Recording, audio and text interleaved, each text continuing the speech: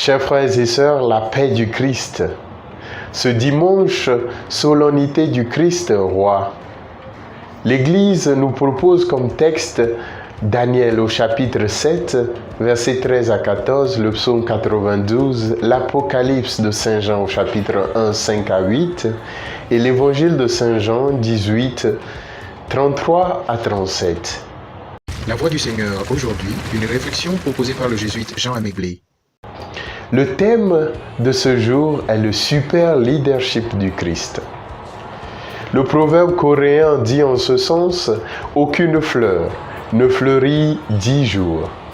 Aucun pouvoir ne dure 10 ans. » En effet, en cette solennité du Christ roi de l'univers, l'Église veut renforcer notre espérance en la royauté du Christ. L'alpha et l'oméga, le souverain de l'univers. Seul le Christ a une domination éternelle.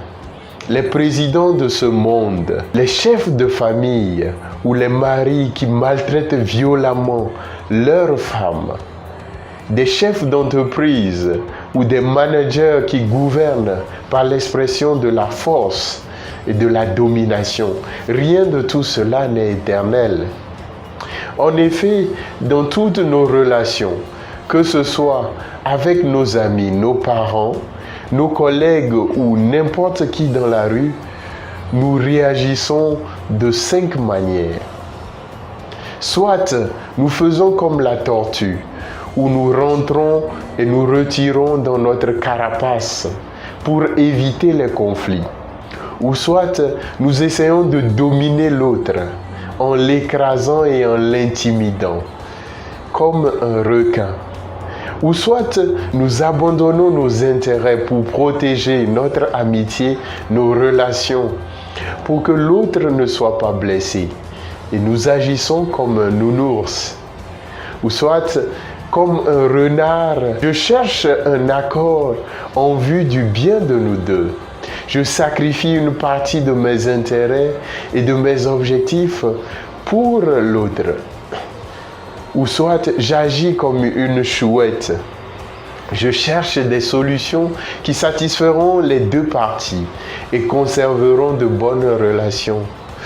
Toutes les occasions où nous interagissons avec les autres est une opportunité pour découvrir quel est notre style d'autorité ou de pouvoir. En effet, Jésus nous montre le vrai style d'autorité qui doit gouverner nos actes. D'abord, le leader, c'est celui qui se dépouille de lui-même, celui qui est conscient de ses intérêts. C'est celui qui accepte de sacrifier son ego et marcher dans la boue. Le père jésuite Wilfrid Okambawa, dans son ouvrage Le Super Leadership, dira en ce sens le vrai leader. C'est celui qui se laisse diriger par son idéal, son patron modèle, le Christ.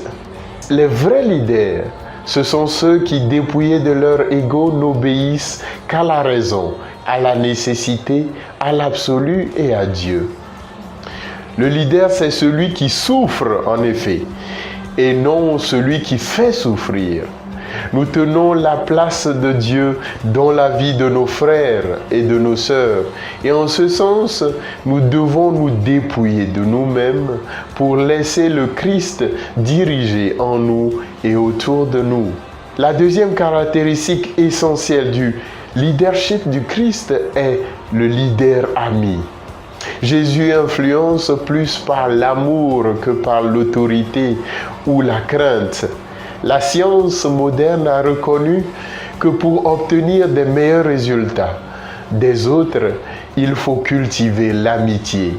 Cette capacité à faire confiance et à valoriser le bien en autrui. À Jimi Hendrix de dire « Lorsque le pouvoir de l'amour surpassera l'amour du pouvoir, le monde connaîtra la paix. » L'éducation de nos enfants, l'amour dans un couple, la fidélité entre des conjoints ne peuvent être possibles sans une dose d'amitié. L'amitié et la fraternité crée un climat propice pour une collaboration confiante. La motivation au travail, le respect, le dévouement et le succès de notre entreprise. De cette amitié découle la troisième caractéristique qui est la vérité. Cette vérité, dit Jésus, c'est la fidélité à Dieu. C'est d'écouter cette voix de l'amour. Le leader ne cherche pas à éviter les conflits. Il cherche plutôt à gérer ces conflits. En effet, le conflit nous aide à mieux nous connaître et à connaître autrui. N'oublions pas, dira le sage camerounais, qu'une clôture solide se fait avec l'association des nouveaux et des vieux bambous.